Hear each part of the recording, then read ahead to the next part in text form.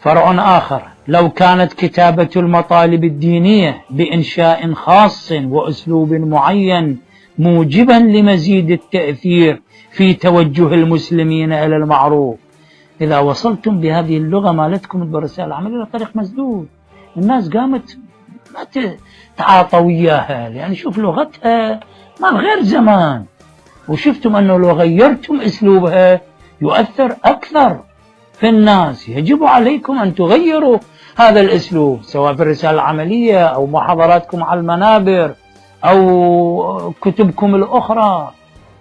إذا وجدتم أن هذا التغيير، وطبعا أكيد هذا التغيير موجب لأن كل زمان إلى لغته إلى أدواته إلى ذوقه، فطبعا أكيد هاي من موجبات التجدد كما يقال والتحديث في لغة العلم ولغة. بينما نحن كلها مع الأسف إنما أذكرها لأن الموجود خارجا عكسه.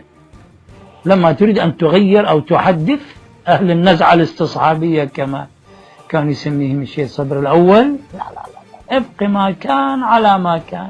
عم الدنيا تغيرت والذوق اختلف والناس صارت لغتها غير شكل، ولازم احنا غير نعيش زماننا اللي احنا بيه، لو نعيش زماننا ما قبل 100 سنة. هذا يواجهك بشكل.